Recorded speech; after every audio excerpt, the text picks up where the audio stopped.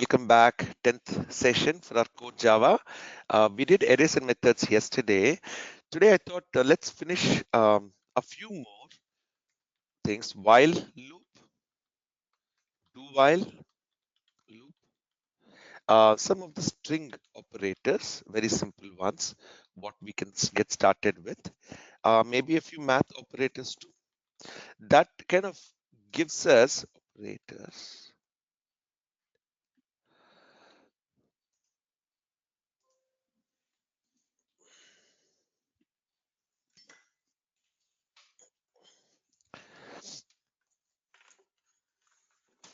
One second.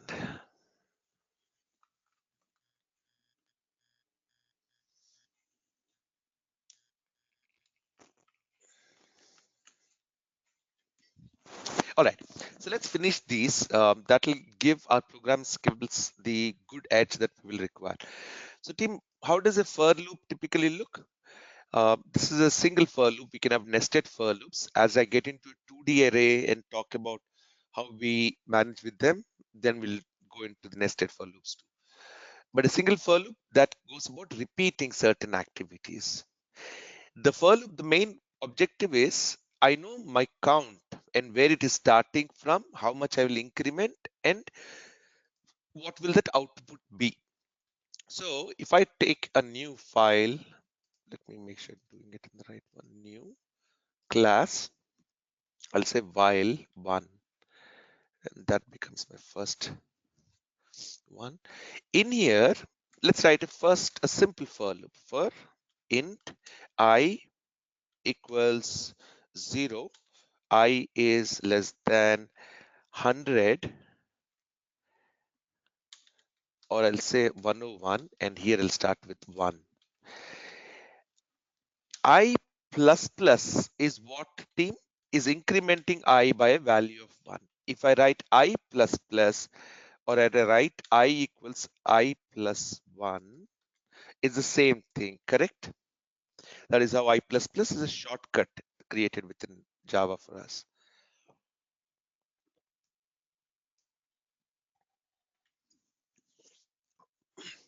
Now, if I make this 2, what would happen then? So if this is 1, and I just print I here, and I run this program,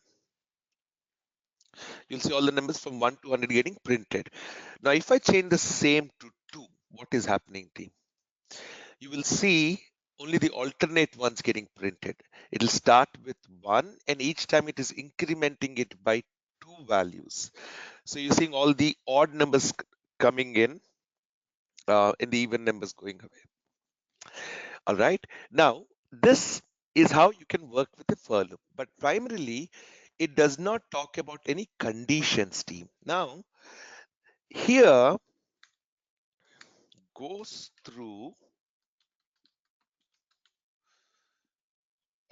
a certain number of times. When I say goes through, loops through a certain number of times. Now, in a while loop,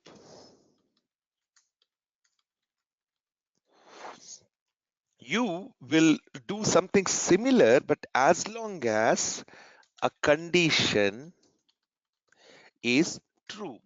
So the same activity will keep getting repeated as long as certain condition is true or false, however you look into it.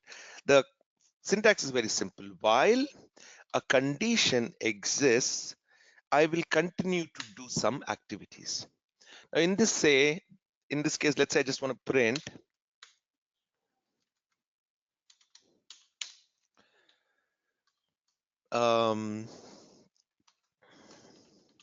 inside while, and if I just put something like this, team, it will go without any stop to it. For example, the condition comes in here. I have to say that some condition is true. Let me say that I have a string, my status equals true. Lower t, I guess. There you go. Now this variable called my status equals true. What happened? Oh, okay. I was thinking why it didn't change. Is of type Boolean, team. This is a data type called Boolean. Boolean has two values only. It is true or false as a keyword. Now, do you see the sign, the color of it itself, the word that it's showing? Same pattern as if it's a predefined word. All these things that you're seeing in purple, bolded, are typically predefined words within Java. They mean something to it. So you cannot use the same word. You can use anything in double quotes, but not the same word.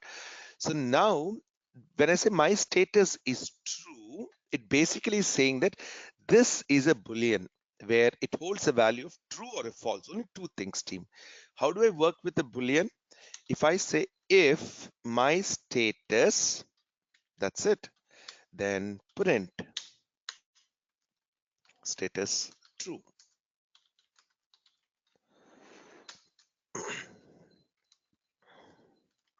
Else status is not true. Okay. Now, what is this doing? This out here is primarily saying that if this particular value is true, how can this be true? Let me first.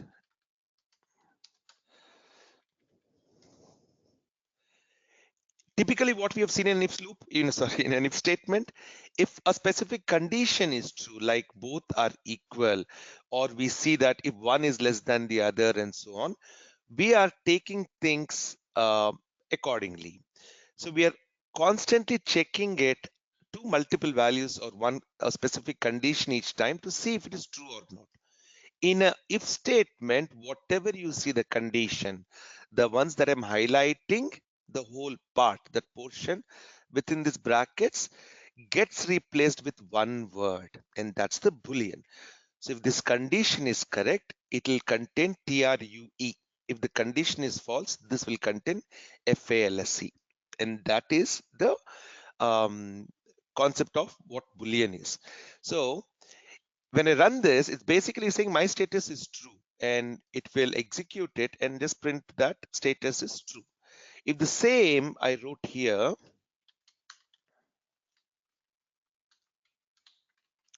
and the other option is to say it is false, can't define it twice, and rerun this, and status is not true.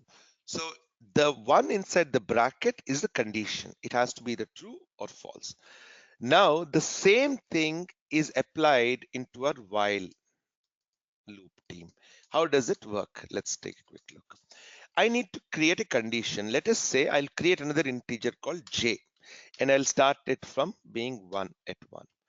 Now I can say while j is less than 101, inside while we will print the same thing exactly. I will comment this inside, let it be there inside while, and I'm printing out j in here.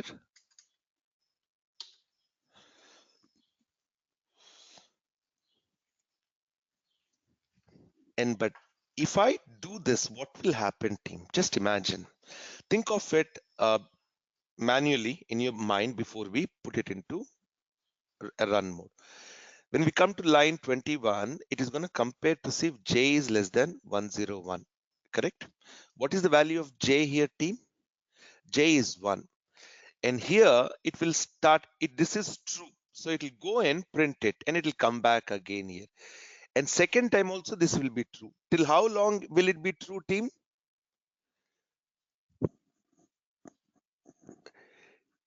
This will go into something called as an infinite loop.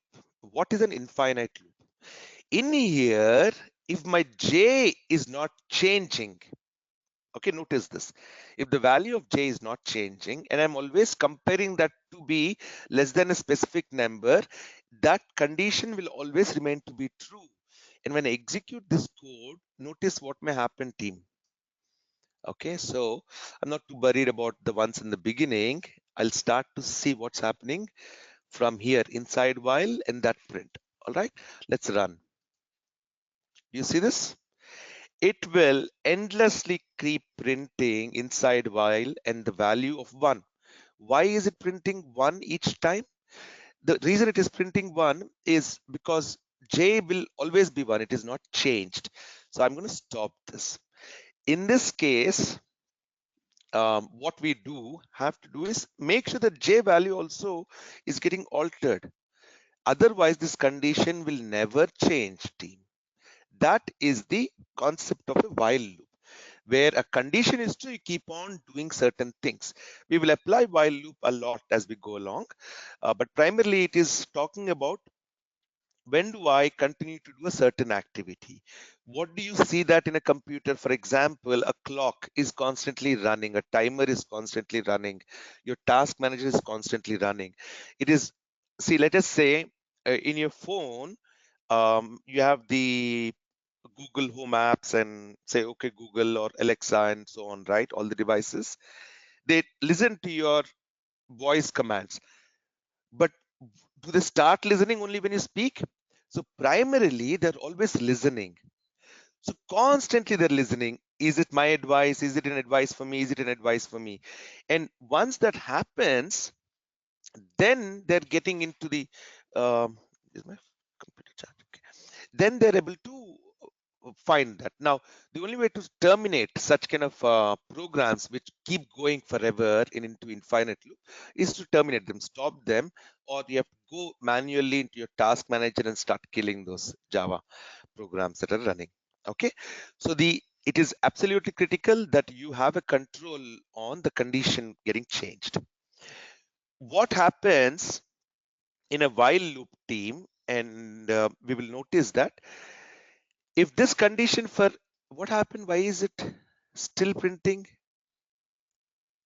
Did I run it? No, I didn't run it. Rerun it. There you go. Now it's only printing up to 100. Now, in this case, a while loop will uh, check for the condition and do it, correct? So if I repeat the same while loop here, but in this case, I'll say j equals already 101. Now what will happen inside while 2, I'll write, and I just want to print j. Let me comment everything else till here from the beginning, so we have a clean print. Team, I'm assuming that each of you are slowly getting better and getting a little bit more comfortable, not complex, in code Java, team. That's my intent, that you're all getting to like it and getting to see that, oh, it's not really tough. It's just sitting down in a structured way, doing it one by one. Are you all with me in that? That is my assumption, that you're all going smoothly and learning these concepts daily and slowly being able to practice them. Correct? Great. So my while loop will get executed after condition. So if my condition is true, that is where line 28 is my condition, and my actual points to actions to do are in here. Now, if I want to do something, do a loop at least once, then we use do while. What's a do while, team? Very, very simple. Exactly the same ripoff as a while loop. There is nothing, team. While loop has a condition, has some steps in it, and a change factor that will affect that condition.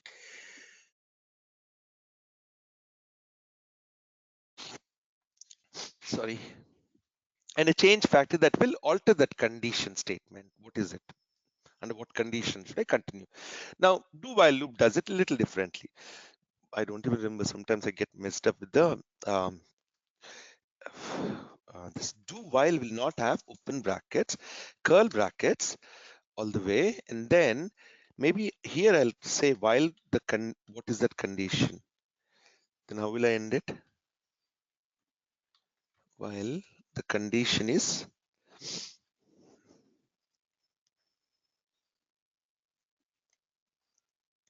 what do I put as a condition? Let me put another value. Int k equals 1, and while k is less than 101.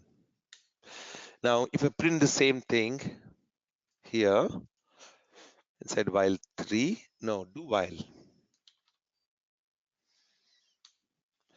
k, make sure of all this simple human errors that we tend to make, team, where we are copying pasting, we forget to change some things. Java will not tell you because J was already defined here, so it'll let you accept, but you'll start seeing, hey, I'm getting very incorrect results.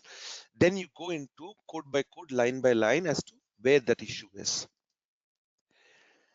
Okay, so now what we are saying is, out here we are going to do exactly the same as the other one. So if I run this, it will print it out to me. It will print out to me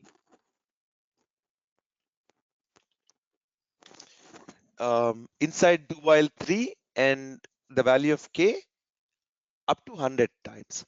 So do first and then check later. So that is the reason it gets executed at least one time. In a while condition, the while loop, the condition has to be met first and then it goes in. Here, so if I execute this, it will do it like a normal while loop. But let us say I change it to 101 and execute it. You will notice that it is only got executed one time, and that is at 101.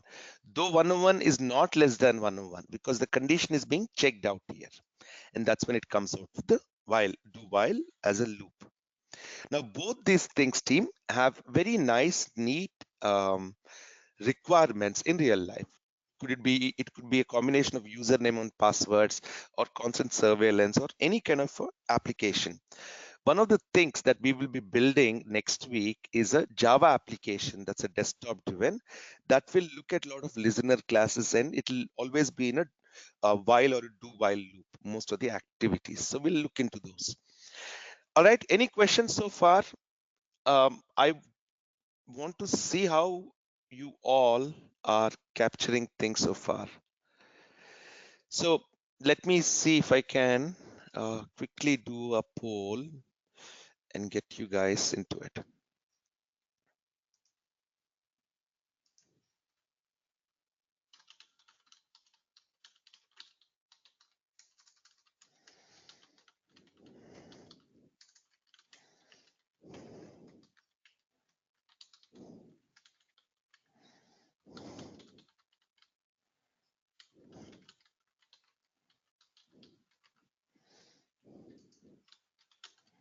So I'm just putting up a couple of poll questions, team. I'm going to launch the first one and prepare one more as I do that. And then we'll continue. Okay, the poll's on your screen. Can I request everyone to just quickly look into that? It's a simple question. Do you feel comfortable with code Java so far? Yourself at your end. And next question is more about, are you able to write Java programs?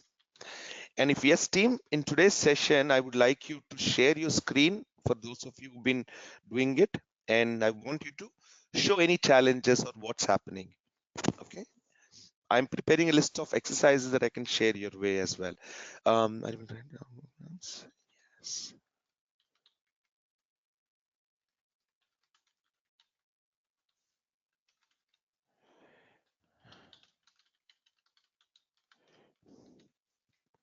Great. So I got the vote 71% for the first one. I'm going to close this vote, team, the one on your screen. I've got about 82% votes in. I'm closing this. And there you go. So good. At least 70% of you are pretty comfortable with so far. And I'm assuming that most of you are the ones who've been practicing also. About almost 30% of you trying but not fully comfortable. Like there are certain concepts or things that you think maybe over a period of time of practice will solve, and totally true. Great. So that was the first poll. Second one, very related. Are you able to write Java programs on Eclipse and execute them? Would like to know about that, team.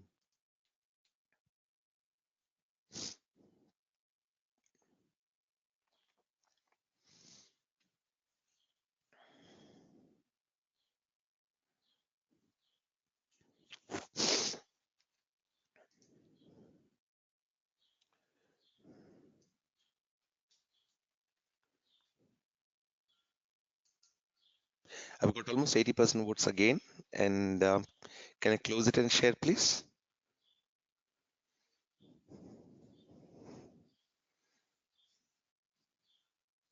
Great. I'm going to share these polls. And this is team, a poll from everyone who's attending these webinars.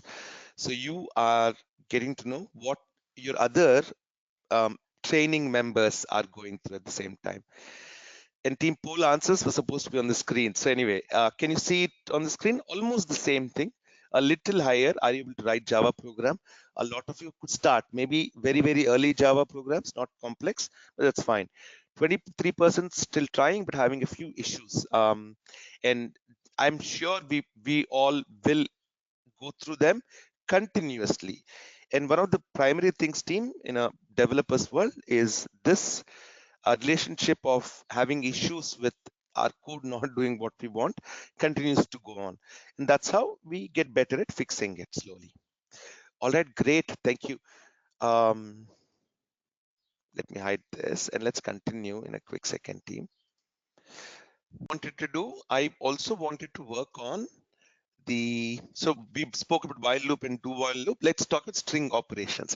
What are the different things that we can do with strings? This is going to be a little interesting to start seeing, oh, okay, these are all good inbuilt things already there. So I'll say a new class called strings1 and say public static void main finish. And now, where are we? Okay. Very simple. Let's create a couple of strings. Anything random, maybe even lyrics of anything. Let's put them there. I'll say string S1, S2, maybe S3 also. Now I'll say S1 equals, I don't know, Betty bought some butter.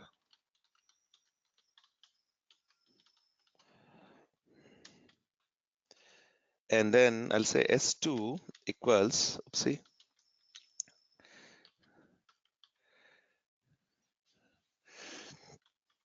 just some random things I'm taking, team, for now. S3 equals, but the butter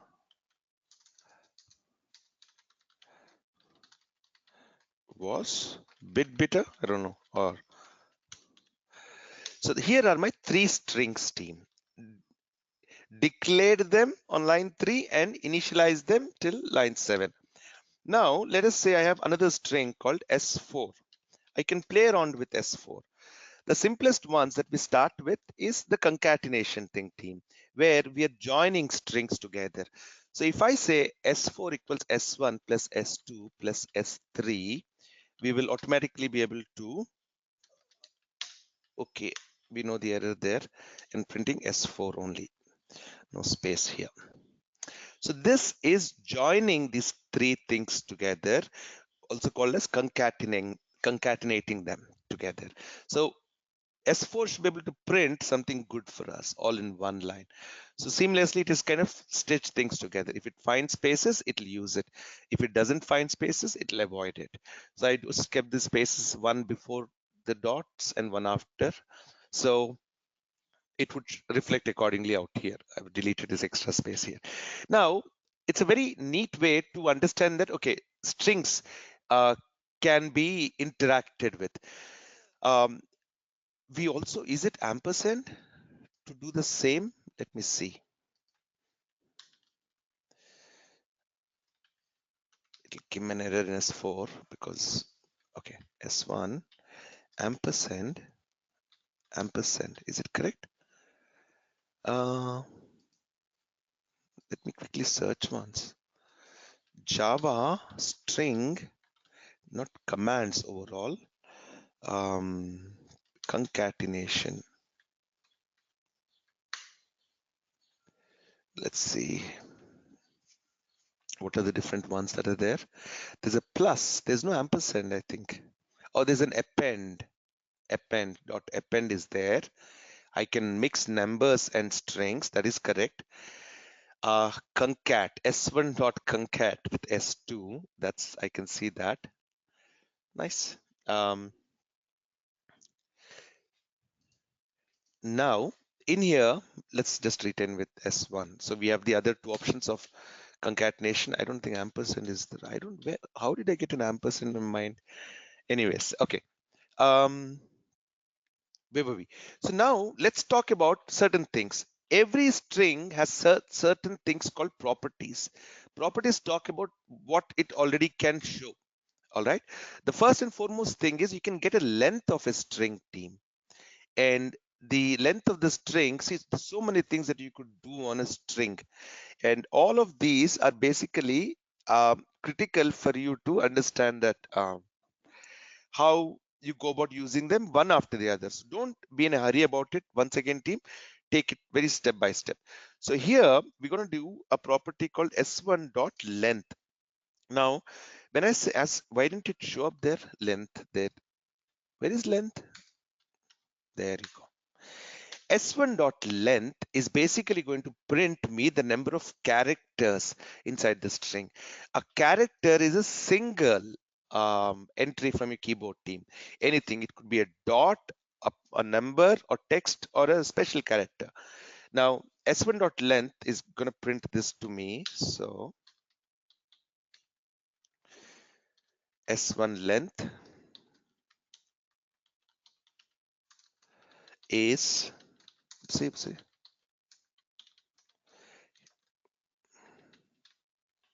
can anyone tell me what will be the length of S2, team? Similarly, I'll put it for S2 and S3. 2, 3, 2, 3. What is the length of S2? If this gets printed, what will line 14 print? Can you all mention it in the chat for me? How many characters do you see inside S2? Line 6. Out here, I actually see 5, 1 space, 3 dots, another space. So let's print this and see what comes out. So the 24 characters in S1, 5 in S2, and 30 in S3. So at any given point, you are aware as to what is the length of your string, team. How long is it? Okay. Now, you can do things like case conversion. Okay. S1, how do I, okay. If I say S1 equals S1 dot convert,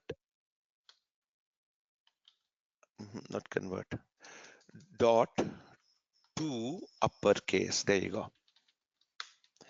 And if I do the same, just print S1 for now.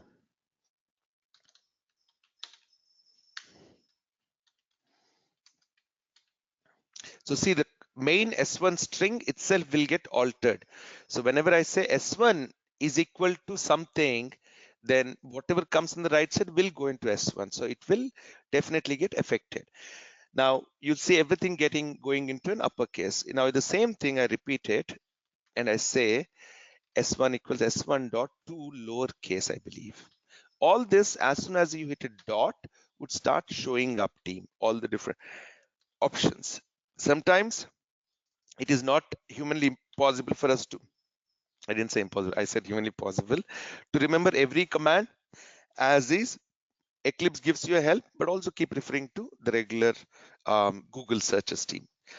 So now we are changing everything to lowercase, and there you go. So certain things that you're quickly able to do. The other things are you can talk about characters at a specific position within the entire, what did I want to say? Within the entire string. So for example, if I have Betty bought some butter, I want to find out what is there in the fifth. How do I get that? S1 dot character at. Do you see this, team? And look at what is on the right side as to the help that is inbuilt with your Eclipse. That's talking about what it is doing, this character at. This is very similar to what you do as your custom methods. The methods that we were working on, remember, where we were creating different methods and calling them by their name, and they can take inputs and even return an output back. So you call them whenever you want to do an activity. It is the same out here. We're calling this method called uppercase or this to lowercase and be able to perform an activity on it. Okay. Now, when we are doing this, it's like an inbuilt method, and these have been pre-programmed in your Java library. So when you initially downloaded your Java JDK, it came with an inbuilt library. All this as to what a two lowercase should do, two uppercase should do, and so on, are built put there. So s1 dot character at. So if I say character at 5 and just want to print this, this is printing a character at a specific position. Oopsie, I shouldn't put quotes. If I put quotes, it'll print it as is, right? Now let's see. So fifth, I think it should print Y. That's what I'm thinking. But what did it print? It actually printed space, the sixth one. So if I say 4 and redo it, there you go. I'm getting a specific at a character. What is there at a specific character? All right. Now we can also do finding a string in a string team. Like if I want to know if there's a specific word in a string, um, let's say, is there butter within um, S1? I'm going to do another Java search for this. Java finding string within a string.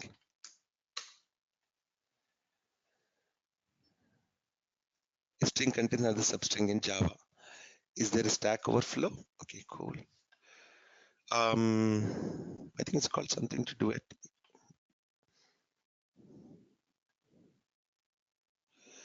String dot starts with. Okay, there you go. The lot of out here. See, so does a string start with? Now look, this is interesting. I would like to maybe copy these and try some of these itself, team.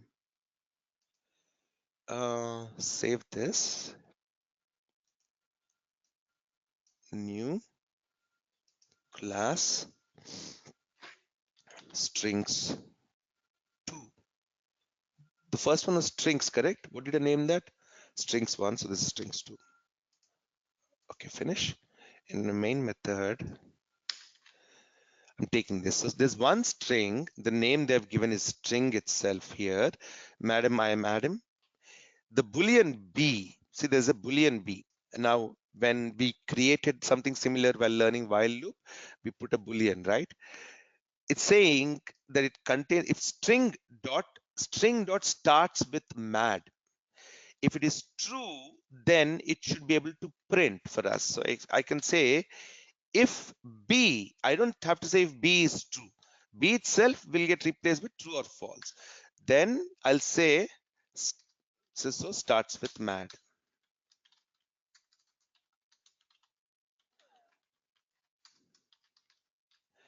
And similarly, now the condition itself is changing again, team. So if for any reason this is not true, you'll notice it getting changed. So I've replaced, I put it here. This says ends with damn. Okay. And I can also change this to Adam instead of damn. So let's say I put it to Adam and I put this Adam, and let's see. String index of, this is interesting. Greater than or equal to 0. What is this? Of course, that is the value. Matches, the three of them.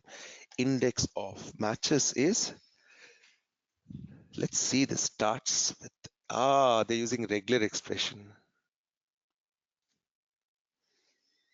Got it. Okay, now let's run this. But before this, there's no print activity here, so I really don't know feedback as to what's happening. But at least for these, I have this print activities. So if it starts with mad, it should be able to print both these out here. Let's see. So yes, it starts with mad and ends with Adam. These conditions have been found to be true. And I change this, let's say, to Adam. Does it do correct? See, case sensitive, it is not. If I change it to damn and run it, yes. If I change, so it basically is ensuring that it's going to go and check what it is going to be doing. So now if I say b equals to string index of, why should I say this? No, is greater than or equal to 0. So this is what it is. B is a boolean, right? It is seeing if it is greater than or equal to 0, this being true. Okay, so I will do it differently, team. I'll not use it this way, but we will write it our way. String s1 equals string dot index of, no, it's actually going to be same thing, I am. It will go into so what does it return? It should be returning the index, the number. So that should be in an integer. And I think this should change to integer. See, it says type mismatch, convert from int to string. So basically, when you see this, team, you'll start realizing that now you learned methods, that these are nothing but inbuilt methods, and each some of them return some things. When they return values back, you need to put it into the corresponding ones. Now, int s1 string dot index of I am. So I should be able to print this. Oopsie. S1 is present. S1 has the string. No, what am I doing is I am starts at plus S1 plus index. So like a full sentence, I'm putting it with extra spaces so that it gets correctly replaced. Now, when I run this, let's see what happens. What is it supposed to do? I don't bother about this line 22 anymore. I'm taking S1. So it should say, where is it starting from? So it's starting from here. So 0, 1, 2, 3, 4, 5, 6, 7, 8, something like 8 or 9 or 7, 8, 9, somewhere there. 7. There you go. I am starts at 7 index, and that is what we are looking at. What does something start at? Regular expressions, team, are out here, but don't worry too much on them right away. But primarily the fact that certain things mean something about it. It says that a star can be replaced with whatever is preceding it more than once. So we'll talk a little bit about regular expressions later. What are the different ones, and some escape characters as well. All right. So there goes some of, and we've also wanted to see if there is a string that is there, correct? How do I find if I is there within the string? I can see the index of, but it doesn't tell me. So maybe I can use some logic here, thinking about it. So if I say int s2 equals, now let us say here I put something else which is not available. So what would happen at that time? This would print something else. Is it a negative number? There you go. Now I got it. So it basically is printing -1 if it is not. Okay, so then I actually can know if it is there or not as part of the string.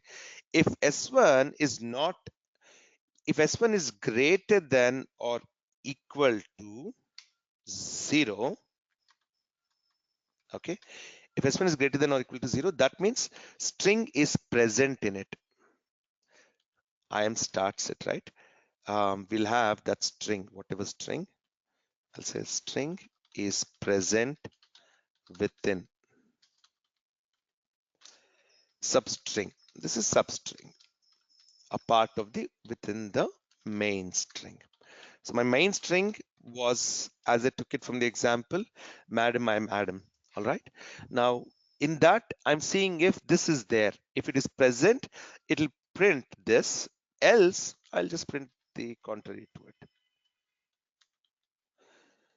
Is not present in bold. So it's easy for us. Now, for this, I should get the result to be not present. Let's see if it comes out. Yes. Now, if I write Adam and rerun this, what would happen? Substring is present. If I write a comma, is there a comma present in this string? Yes, substring is present within the string, main string. Now, you've got the ability to be able to identify using simple logic streams. See, I just knew that index of, I was searching to get the substring. So now we could implement this. What did we do in the strings1.java? We were looking at our string. In this, let us say if I want to see but is there within S3. So how do I see if but as a word is there in S3? I will say first int S3 substring. I'll just say sub equals S3 dot index of, see I have string and characters. So anyway, I'm taking this index of S3. Sorry. What is it that I'm searching for? But, if it appears anywhere. So this should return to me in S3 sub if this is present or not, this word. So I'll say S3 sub if, see, same thing. If S3 sub is greater than or equal to 0, then, haha, move my fingers a little bit to the side on keyboard, every typing goes heavy. Now I'm going to print and saying that present, else I'm definitely going to buy a new keyboard. This is gone for a toss. The keys are very strong into it going in. Not present. So these are my two options into a team, right? So all I'm doing in this case, seeing if S3 has the word but. It has it here, it has it here. And if I run this, it should tell me that it is present. And in fact, if you put a debug point somewhere here and rerun this in a debug mode, you will be able to see the value of S3 sub. Okay. So why is it 0 team? Why has it immediately become 0? Because it starts with but. Now, is but also present in S1? Yes, we see it here, right? Now, if we doing S1 sub instead of this, let's see what happens in the same way.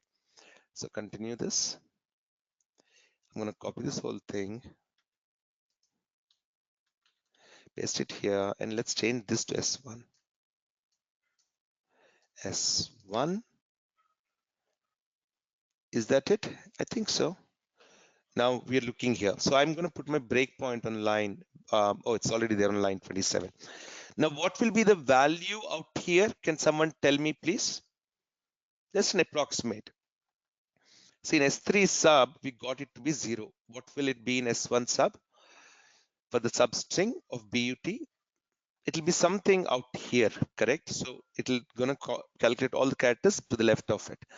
So it's still doing the old one. Save this and rerun this in a debug mode. So now I've come here, team. See, oh, -1. Why it doesn't have but anywhere? Oh, that is strange.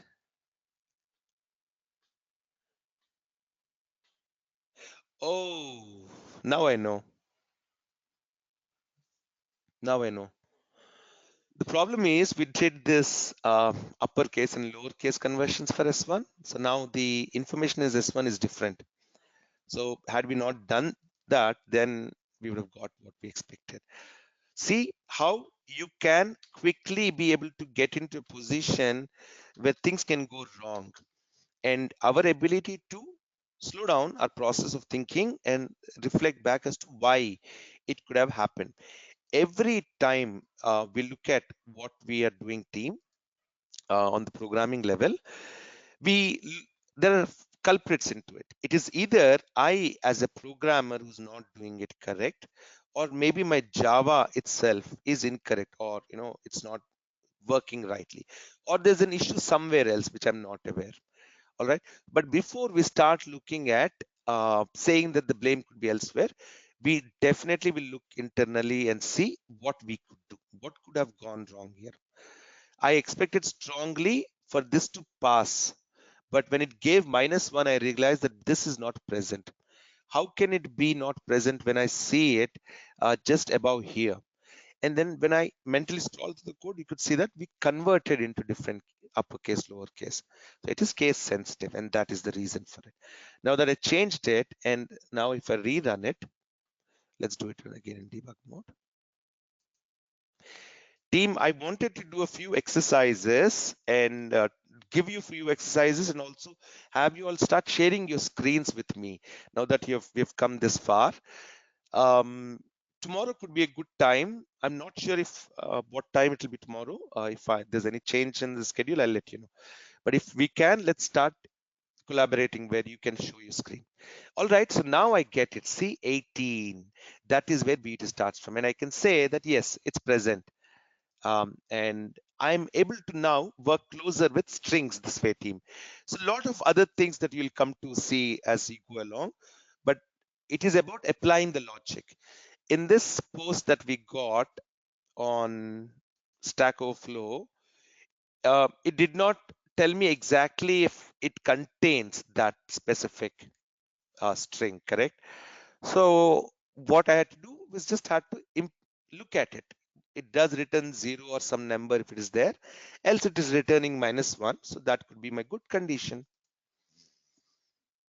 All right. And in fact, we can also use if such things are there where strings can change and so on, status can change. We can put it into while loop also where we keep on checking to see if something is present or not. Let's see what I did in here. While loop string operators, math operators. Okay, let's do quickly math operators team. Should be very easy. Not much into it.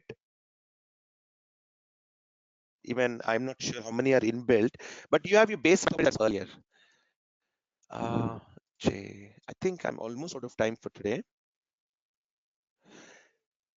So right click, new class math1 and main finish. Great. Why this comes every time. So team, a lot of inbuilt math operators exist.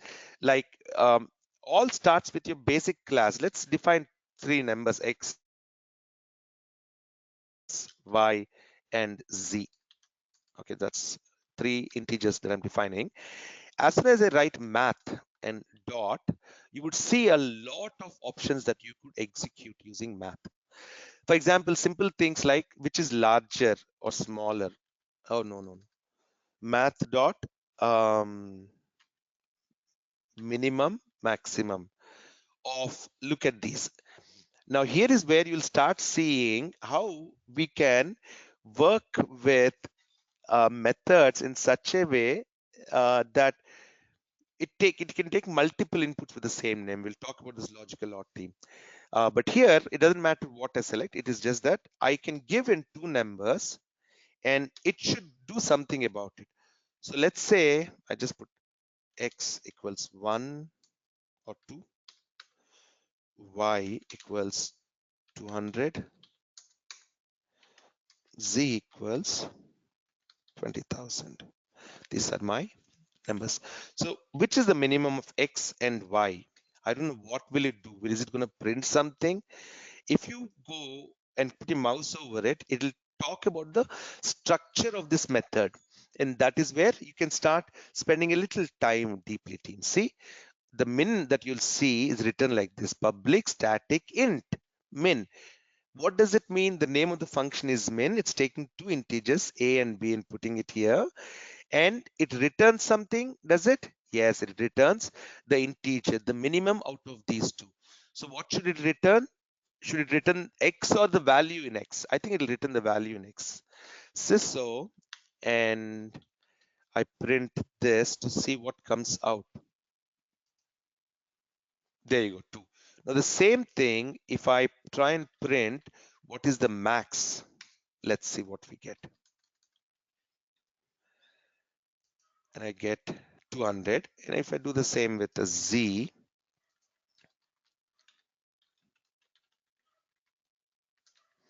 Can I give 3 inputs? Let me try. So I get this. Can I give x comma y comma z out of 3? No, it's only taking 2 at a time. So x and z in this case. Now let's look at what else can we do. There's so many things that we'll start looking at as we expose ourselves into this team. Things like, and it's all about the project work that will make you to learn them. You want to print a random number, let us say between 1 to 100. How do we do it?